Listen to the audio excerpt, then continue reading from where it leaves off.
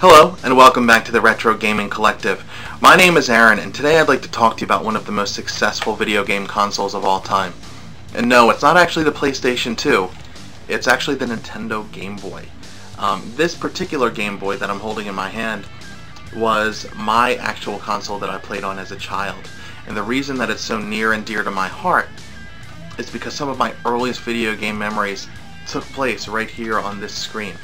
Now, the Nintendo Game Boy came out in April of 1989 in the US, which is just a few months before I was born, so the Game Boy's kind of always been a part of my life. I absolutely loved this system, to the point where I would play it so much and I would run through batteries, that I would run through my parents' house and steal batteries from their remotes.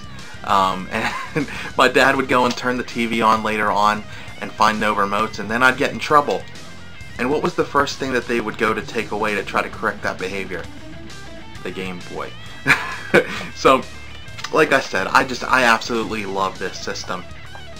And Nintendo really, this is where they began their domination of the handheld console world. Now, the Game Boy, it was backlit, it was 8-bit, the sound wasn't all that great, but it had some of the best games on it. One of the earliest games that Game Boy put out that made it such a success is one that we all really know, and there's so many different iterations of today, is Tetris. And that really helped Nintendo become successful. Now, of course, like anything else that is successful, there are other people that are going to put things out to try to combat that and take some of the sales. And as you know at this point, Nintendo's biggest competitor was Sega. Now, let me put this in perspective for you before I show you the Sega Game Gear. One of the most successful consoles of all time was the PlayStation 2, and that sold about 150 million consoles throughout its lifetime. If you take all the different iterations of the Game Boy Color, Game Boy Advance, all of them, and this one, you're looking at about 200 million sales, or 200 million units in sale. So that's a lot. That's a lot of units to be sold. Now, Sega wanted in on some of that action. Obviously, they didn't have those numbers back then, but they put out the Sega Game Gear, and here's my blue version. This is I think it's the sport version. I'm not sure, to be honest. Now, you can look at these two systems and right away see some pretty big differences. Obviously, the Sega Game Gear is much bigger, but Sega actually, I mean, these systems were really cool because it was a color screen, the sound was better, and it really shared a lot of the components with Sega's Master System, so the graphics were pretty similar. Now, the problem with that is it took, I believe it's, let's see here, 6 total AA batteries, and it ran through them like nobody's business. The Game Boy, I believe, here took, let's see, I think it took 4. Yeah, it took 4 AA batteries and lasted way longer. This one, you'd be done in a couple of hours and you'd need to get new batteries. And it's also not very portable. So as you can see, I mean, this is still pretty clunky as well, but this is going to be a little more difficult to travel with. So it ended up selling about 10 or 11 million units, which is still pretty good, but nowhere near the majesty of the Game Boy. Excuse me. So Nintendo kept this one going from 1989 until about 1995, and that's when they put out the Game Boy Pocket, and that's this. This also does not have a backlit screen, but as you can see, it's much smaller than the original Game Boy. Way skinnier, and you can slide it right in your pocket. Also use less battery. See, this one I believe is 2 AAAs right here. Now, this console, and again, they had many different colors that you could get. I don't have all of them. That's not really something that I'm interested in as a collector. But it's something that they also did right with the N64, and I mentioned this in some of my other videos. There are some collectors that will go out and collect every single color of the Game Boy. Now, me personally, in the way that I game today, I'm just not a huge handheld gamer, and if I do play handheld games, especially these old retro ones, I will play them on the Retron 5, because I can play them on the big screen and they'll be in HD. So that's my choice as a gamer. Everybody can do their own thing, but I just don't choose to collect all the different consoles, or all the different colors of these consoles. So a couple years later, Game Boy finally put out the Game Boy Light, which I don't have. The Game Boy Light was actually Game Boy's first attempt at making a backlit screen. Now, I'll say this as well. A lot of people today will actually mod these original Game Boys so that the screen is backlit, and I'm not going to do that because I don't want to destroy the integrity of my particular Game Boy, the one that I grew up with as a kid. But I may end up doing it with one that I get sometime in the future, but I don't really have any plans to do that anytime soon. So after the Game Boy Light came the Game Boy Color, and that was Game Boy's first step into a color screen. And I remember that being great. I don't have one myself, but in 2001 they changed everything up. They completely revamped the Game Boy system and released the Game Boy Advance. And again, they have many different colors of these as well, and again, it's just not something that I'm going to collect for. But these did not have backlit screens. I had these crazy little hangover lights so you could see them when you play in the dark and things like that. And they actually did end up releasing the Game Boy Advance SP, which is what I would consider kind of the father of the DS, which I have sitting over here. And it was about half this size, so like this, and it would flip open just like the DS. But it only had the one screen, but I consider it the father of the DS personally. The actual last Game Boy to ever be released was in 2005, and it wasn't very popular.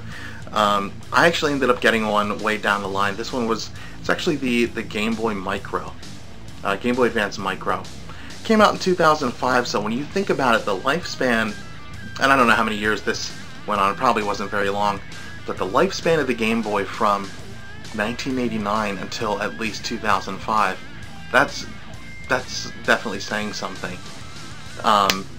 Like I said, this one was color screen. It was backlit. You could charge this, and you didn't use any batteries. You could just plug it into a wall, and it obviously was very easy to carry around. So now that we've really talked about some of the different consoles and some of the variations, I wanted to talk about some of the games that I really liked, some of the ones that I recommend to you. Now, I want to start with the first game that I ever played on the Game Boy that I remember, and that's just Looney Tunes. Now, I loved Looney Tunes as a kid. I still like watching Looney Tunes as an adult. But in this, you could play as Bugs and Daffy and Porky, and all these little crazy adventures. It was just a little side scroller. And it's probably not worth very much, but I have a very special place in my heart for this game, because it was one of the earliest memories that I have playing video game. This particular game right here. Next, I wanted to talk about Kirby's Dream Land, and again, this is another side-scroller platformer game. The first Kirby game that I remember playing, I just remember when I drove around with my parents, this was always the game that I grabbed and kept in the Game Boy when we were traveling, because it was just so much fun and there was so much replayability. I still enjoy playing it today.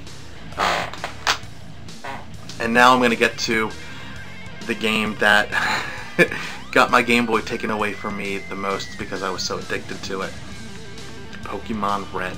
I put many hours into this game. I want to say it came out in like 1997, 98, something like that. I was in 4th or 5th grade when the Pokemon craze started taking over, and I remember playing these games and getting all the cards, and then taking the Game Boy to school and getting out those link cables and trading, all these Pokemon with my friends. And I remember they came out. They had the Pokemon Red version and Pokemon Blue. Those were the first two. I don't have Blue, but those were the first two Pokemon games to come out. I got the red one. My little brother got the blue, and we would just trade games back and forth and battle. I always won, even though he'd never admit that. But I definitely recommend this. If you are a Pokemon fan and you have never played this, definitely recommend it. So let's move on to the Game Boy Advance.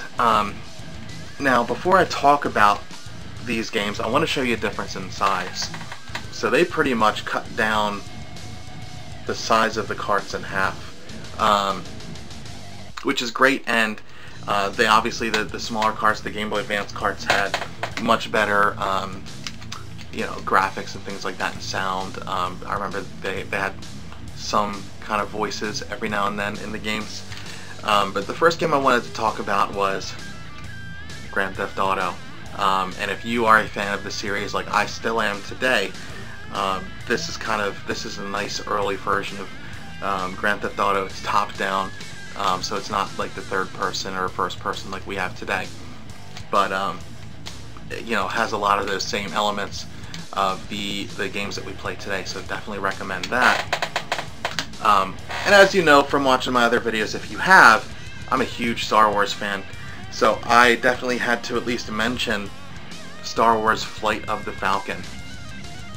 Now, some of my favorite games of all time include Star Wars Rogue Squadron and Battlefront. So being able to fly some of the iconic ships that you get to fly in on the in Flight of the Falcon, it's really cool. And you're not just limited to flying around in space.